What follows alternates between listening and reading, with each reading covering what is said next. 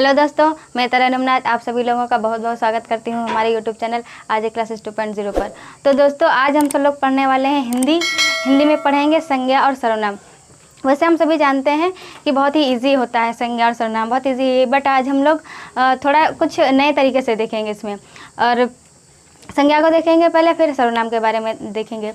तो संज्ञा और सर्वनाम के बारे में जानने से पहले हम लोग कुछ एक नई चीज़ देख लेते हैं कि शब्द और पद में क्या अंतर होता है। ठीक है, हम लोग देख लेते हैं पहले कि शब्द और पद में क्या अंतर होता है। शब्द वो होता है जिसको हम स्वतंत्र रूप में प्रयोग करते हैं, जैसे किसी का नाम, कोई स्थान का नाम। ठीक है, कोई एक शब्द हो गया, किसी का भी नाम ले लेते हैं, तो जो शब्द होता है वो स्वतंत्र रूप में प्रयोग होता है। लेकिन जब इसी शब्द को हम किसी वाक्य के अंग में प्रयोग कर देते हैं तो ये वहाँ पर पद हो जाता है। ठीक है, तो शब्द और पद में हमने देख लिया क्या अंतर होता है। पद के भेद हैं संज्ञा, सर्वनाम, विशेषण, क्रिया, अव्यय। तो पद के कितने भेद हो गए? 5। संज्ञा, सर्वनाम, विशेषण, क्रिया, अव्यय। तो आज हम लोग देखेंगे संज्ञा और सर्वनाम। ठीक है, तो यहाँ पर हम देखेंगे सबसे पहले संज्ञा। दोस्तों, संज्ञा सभी जानते हैं इजीली क्या होता है। संज्ञा का मतलब हम लोगों ने पढ़ा है, व्यक्ति, वस्तु, स्थान, भाव के नाम को संज्ञा कहते हैं। ठीक है, लेकिन साधारणतः अगर हम सीधी भाषा में देखें, संज्ञा क्या है? नाम है। संज्ञा मतलब नाम। किसी का भी अगर नाम है जिसको हम देख सकते हैं, छू सकते हैं, पहचान सकते हैं, महसूस कर सकते हैं, मतलब किसी का भी अगर नाम है तो संज्ञा है। जिस किसी चीज़ का भी, वस्तु का, स्थान का, किसी भी चीज़ का नाम है तो संज्ञा है, यानी कि नाम ही संज्ञा है। संज्ञा मतलब नाम ही संज्ञा है। तो यहाँ पर देख लेते हैं संज्ञा के बारे में। संज्ञा क्या है, इसके प्रकार क्या है। संज्ञा तो हमने देख लिया, नाम संज्ञा है। अब अगर हम बस सीधी भाषा में बोले तो संज्ञा क्या है? जो नाम है वो संज्ञा है। वैसे किसी भी व्यक्ति, वस्तु, स्थान, भाव के नाम को संज्ञा कहते हैं। तो हम देख लेते हैं यहाँ पर संज्ञा के प्रकार। संज्ञा के प्रकार हम 2 तरीके से देखेंगे। पहले हम देखेंगे व्युत्पत्ति के आधार पर। ठीक है, दूसरा देखेंगे अर्थ के आधार पर। तो पहले हम व्युत्पत्ति के आधार पर देख लेते हैं संज्ञा, फिर हम अर्थ के आधार पर देख लेंगे। व्युत्पत्ति के आधार पर संज्ञा हमारी 3 प्रकार की होती है। पहली रूढ़, यौगिक,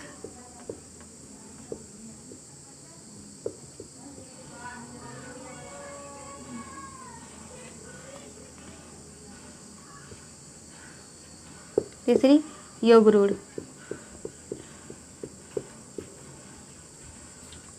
तो हमारी पहली संज्ञा होगा रूढ़ और यौगिक, योग रूढ़। ये हमारी व्युत्पत्ति के आधार पर संज्ञा है।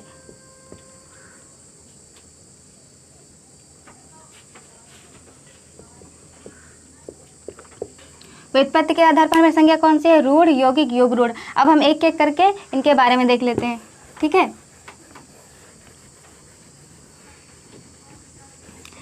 दोस्तों आप हमारी राइटिंग पर मत जाइएगा, बस देख लीजिएगा, पढ़ लीजिएगा, समझ लीजिएगा, बस वही ज़्यादा ज़रूरी है। तो सबसे पहले हम देखते हैं यहाँ पर रूढ़। रूढ़ शब्द कौन से होते हैं? संज्ञा हमने देख ली, उसके प्रकार देख लिए। संज्ञा 2 प्रकार की होती है। संज्ञा के प्रकारों को हम 2 आधारों पर बांटते हैं, एक व्युत्पत्ति के आधार पर और दूसरा अर्थ के आधार पर। तो पहले हम देख रहे हैं व्युत्पत्ति के आधार पर। व्युत्पत्ति के आधार पर संज्ञा 3 प्रकार की होती है, रूढ़, यौगिक और योग रूढ़। तो रूढ़ शब्द वे होते हैं, रूढ़ शब्द ऐसे शब्द होते हैं जिनका हम विखंडन नहीं कर सकते, जिनके हम टुकड़े नहीं कर सकते। टुकड़े करने का मतलब ये होता है जैसे कि अगर हम उनके 2 टुकड़े करेंगे तो उनका अपना अपना अर्थ भी होना चाहिए। और ऐसे शब्द जिनके अगर हम टुकड़े करते हैं तो उनका कोई अर्थ नहीं निकलता है, तो वहाँ पर रूढ़ शब्द होते हैं। जैसे कि हाथ, पैर, जल, पेड़, दूध, इस तरीके से जो शब्द होते हैं जिनके हम टुकड़े नहीं कर सकते वो हमारे होते हैं रूढ़ शब्द। ठीक है, अगला देख लेते हैं। यहाँ पर हो जाएगा हाथ,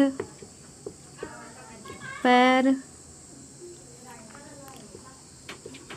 दूध, पेड़, इस तरीके से बहुत सारे शब्द मिल जाएंगे। ठीक है, ये हमारे रूढ़ शब्द हो गए। अब हम देखते हैं यौगिक।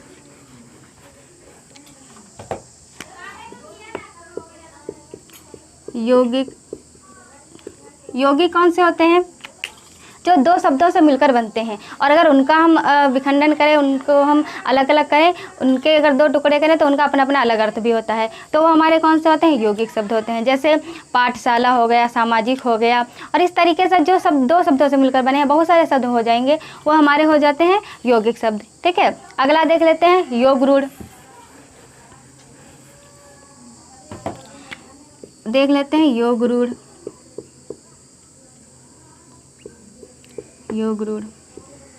योग रूढ़ शब्द वे शब्द होते हैं जो रूढ़ और यौगिक दोनों से मिलकर बने होते हैं। अगर हम सीधे देखें तो ये जितने भी बहुव्रीहि समास के उदाहरण हैं वो सभी हमको योग रूढ़ में मिल जाएंगे, यानी कि ना इसका पहला पद प्रधान हो, ना दूसरा कोई अन्य तीसरा पद प्रधान, यानी कि अन्य तीसरे के बारे में बात कर रहा हो। ठीक है, तो हमारे जो जितने भी योग रूढ़ शब्द हैं, जो बहुव्रीहि समास के जितने भी उदाहरण हैं, वो हमारे सब योग रूढ़ शब्द में आ जाएंगे।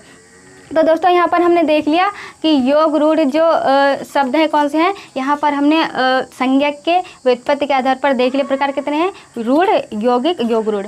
अब हम देखते हैं संज्ञा के प्रकार अर्थ के आधार पर। तो सेकंड पॉइंट हमारा क्या था? संज्ञा के प्रकार अर्थ के आधार पर।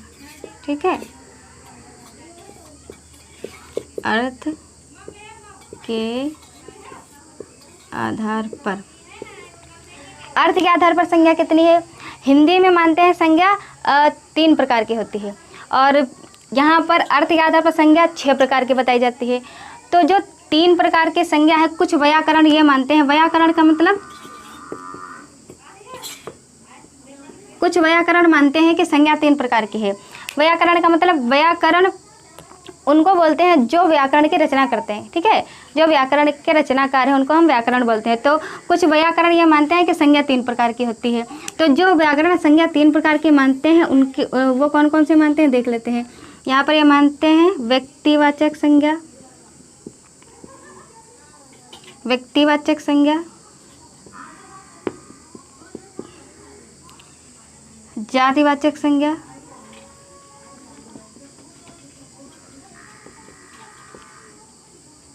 और भाववाचक संज्ञा।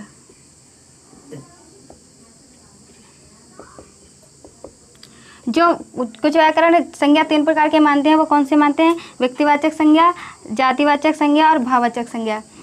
तो ये जो 2 संज्ञा हमारी बच गई हैं, कौन सी? द्रववाचक संज्ञा और समूहवाचक संज्ञा। तो वो इसी का भाग मानते हैं। जो व्याकरण व्याकरण संज्ञा के 3 प्रकार मानते हैं वो लोग ये जो द्रववाचक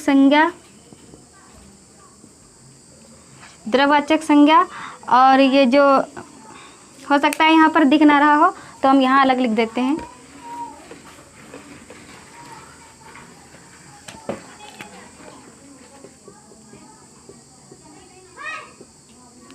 जातिवाचक संज्ञा, ये जो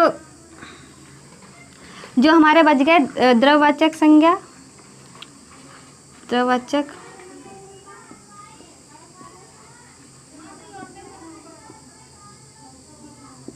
और समूहवाचक संज्ञा।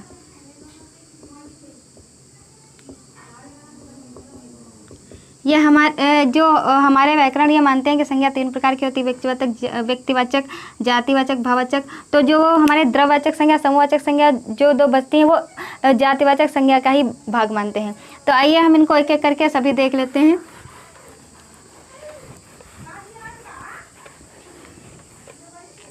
तो यहाँ पर हमने यहाँ पर अलग से देख लिया कि जो कुछ व्याकरण 3 प्रकार की मानते हैं वो कैसे मानते हैं, वो हमने देख लिया। यहाँ पर हम फिर अर्थ के आधार पर पूरा एक तरीके से बारी बारी से देखेंगे। तो यहाँ पर सबसे पहले देखते हैं व्यक्तिवाचक संज्ञा,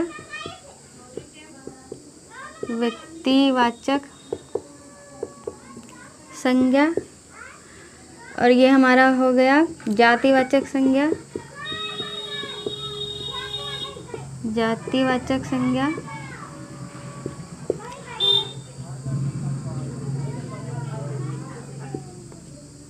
द्रव्यवाचक संज्ञा,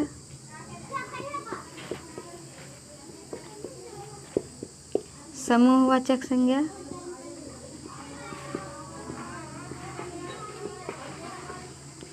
और ये हो गया भाववाचक संज्ञा।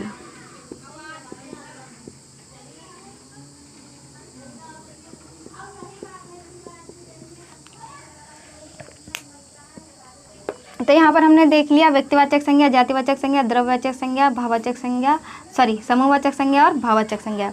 तो यहाँ पर हम एक एक करके सबके बारे में जान लेते हैं। तो व्यक्तिवाचक संज्ञा के बारे में जान लेते हैं। व्यक्तिवाचक संज्ञा का मतलब वो होता है जहाँ पर किसी विशेष व्यक्ति, स्थान, वस्तु का नाम हो। ठीक है, विशेष व्यक्ति, स्थान, वस्तु का नाम हो, जैसे कि आगरा हो गया, और यहाँ पर हो जाएगा हमारा किसी का नाम राधा मोहन, इत्तेफाक है राधा मोहन साथ में आ गए, राधा हो गया, मोहन हो गया, और आगरा हो गया, कानपुर, मतलब किसी भी विशेष व्यक्ति, स्थान, वस्तु का नाम हो जहाँ पर, तो वहाँ पर क्या होगा, हमारा व्यक्तिवाचक संज्ञा होगा। जातिवाचक संज्ञा का मतलब देख लेते हैं, जो वस्तु, स्थान, जो जाति का बोध कराते हैं, तो वहाँ पर क्या होता है, हमारा जातिवाचक संज्ञा होता है।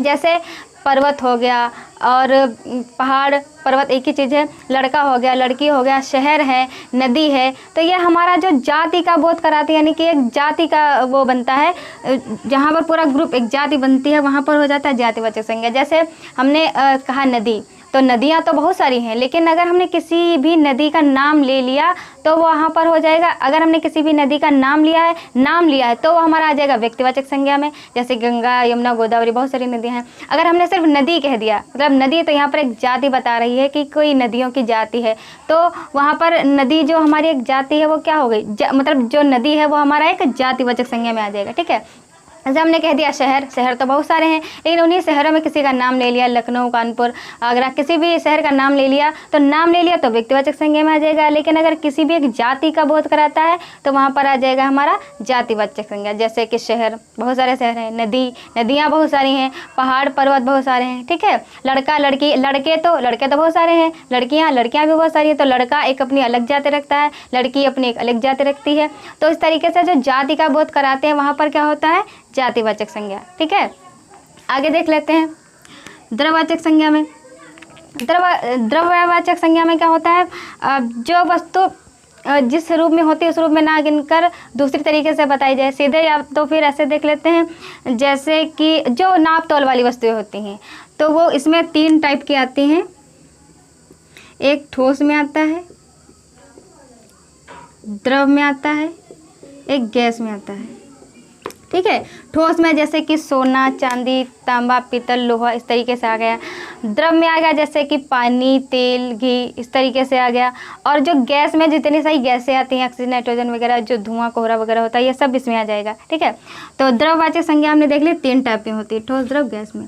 अगला देख लेते हैं समूहवाचक संज्ञा। समूहवाचक संज्ञा, इसका नाम से ही पता चल रहा है, समूह जहाँ पर भीड़ भाड़ हो, समूह हो, जैसे कोई कक्षा है, कोई वर्ग है, कोई टीम है, किसी चीज़ का सेट है, कोई चाबी का गुच्छा है, जहाँ पर कुछ चीज़ें एक साथ एकत्रित हो, वहाँ पर समूहवाचक संज्ञा होता है। ठीक है, तो भाववाचक संज्ञा देख लेते हैं। भाववाचक संज्ञा का मतलब क्या है, जब कभी किसी भी शब्दों से, किन्हीं वाक्यों से, मतलब किसी चीज़ से ये पता चले, किसी गुण, धर्म, दोष का पता चले, उसके बारे में किसी भी शब्द से उसके गुण, धर्म, दोष का पता चले, वहाँ पर होता है भाववाचक संज्ञा। जैसे कि बुढ़ापा, जवानी, लड़कपन, खटास, मिठास, इस तरीके से बहुत सारे शब्द हैं। तो ये हमारा हो गया संज्ञा कंप्लीट। ठीक है, आई होप समझ में आ रहा होगा आप लोगों को। तो अब हम यहाँ पर देख लेते हैं, संज्ञा के हमने प्रकार देख लिए दोनों तरीके से। अब हम यहाँ पर देख लेते हैं संज्ञा के कुछ विशिष्ट प्रयोग, संज्ञा के कैसे अलग से प्रयोग किए जाते हैं वो देख लेते हैं। तो यहाँ पर हम देखेंगे संज्ञा के विशिष्ट प्रयोग। तो यहाँ पर देखेंगे व्यक्तिवाचक संज्ञा का, व्यक्तिवाचक संज्ञा का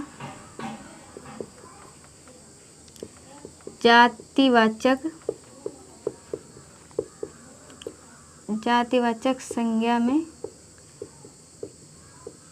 परिवर्तन। तो यहाँ पर हम देखेंगे व्यक्तिवाचक संज्ञा का जातिवाचक संज्ञा में परिवर्तन कैसे होता है।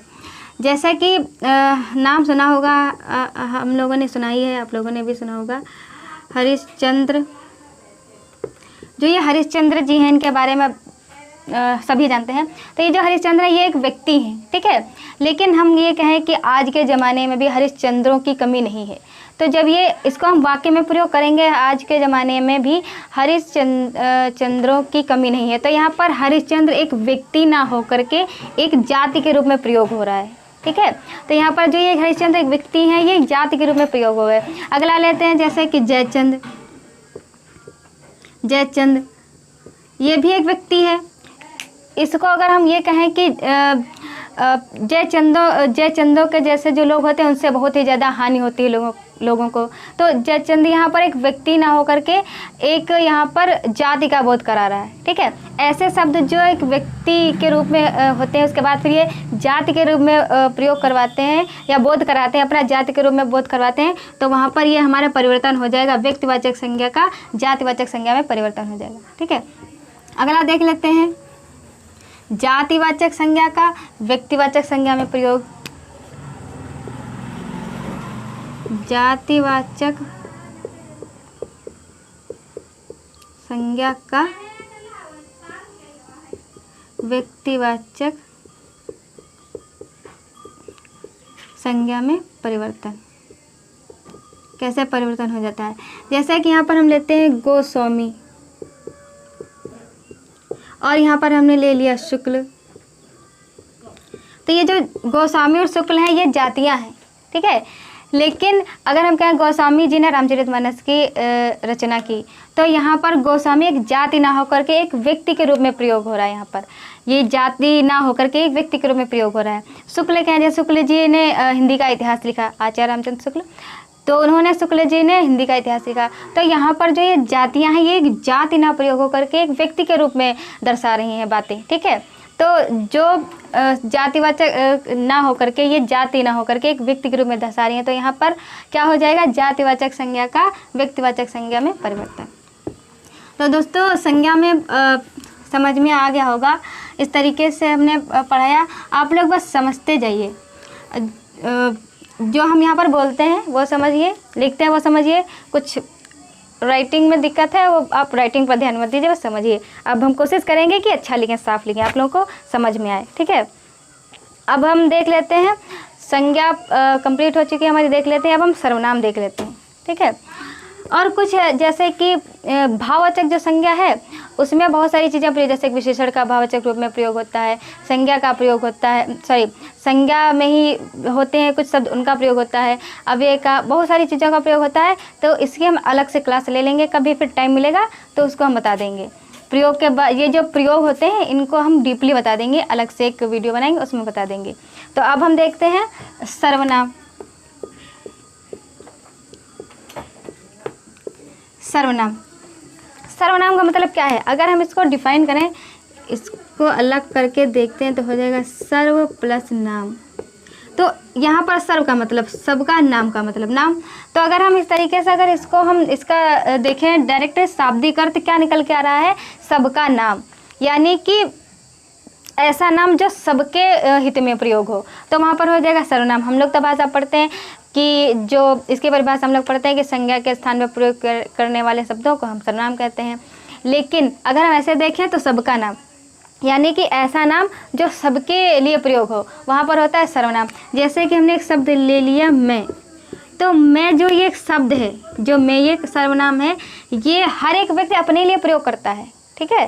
तो ऐसा शब्द जो सभी लोग प्रयोग करें अपने लिए वो हो जाएगा सर्वनाम। सर्वनाम यानी कि सबका नाम, ठीक है। तो जो सब संज्ञा के स्थान पर प्रयोग किए जाते हैं उनको हम बोलते हैं सर्वनाम। तो ये हमने परिभाषा देख ली। इसके प्रकार देख लेते हैं सर्वनाम के। सर्वनाम के 6 प्रकार होते हैं। सर्वनाम के 6 प्रकार होते हैं। प्रकार 6 यहाँ से देखते हैं। सबसे पहले पुरुषवाचक,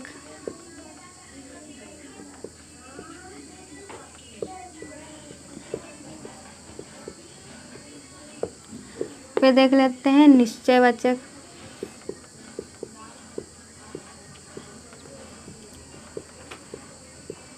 फिर देख लेते हैं अनिश्चयवाचक,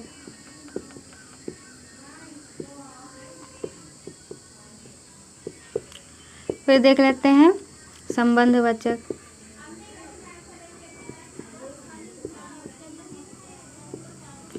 ये सभी यहाँ पर सर्वनाम ही हैं, सर्वनाम।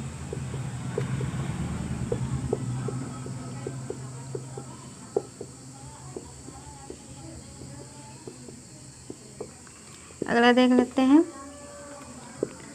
प्रश्नवाचक।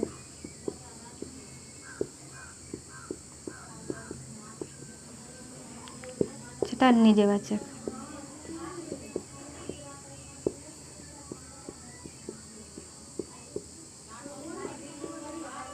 यह हो गए सर्वनाम के 6 प्रकार। सबसे पहले देखते हैं पुरुषवाचक सर्वनाम।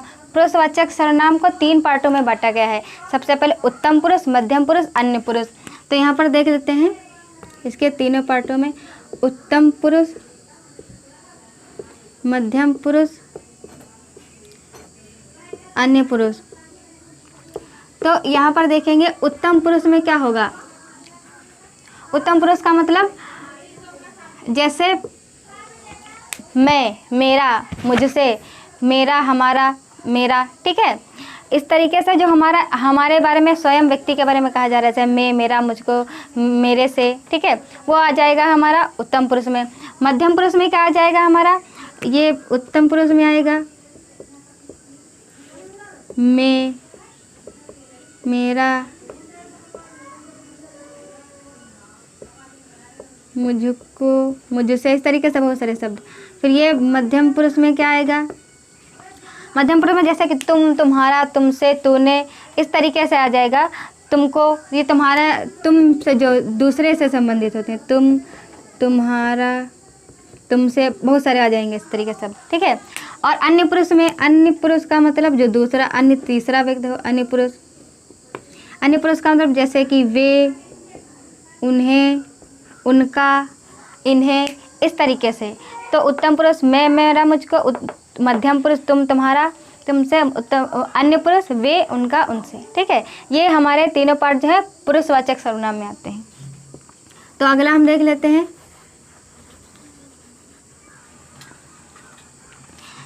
यहाँ पर देख लेते हैं निश्चयवाचक सर्वनाम। निश्चयवाचक सर्वनाम का मतलब क्या, यहाँ निश्चय से ही पता चल रहा है। निश्चयवाचक सर्वनाम मतलब जहाँ पर जो चीज़ निश्चित दर्शाई जा रही हो, जैसे कि ये बोर्ड है, ठीक है, जैसे कि ये मार्कर है, ये मेरी बुक है, ये तुम्हारी गाड़ी है।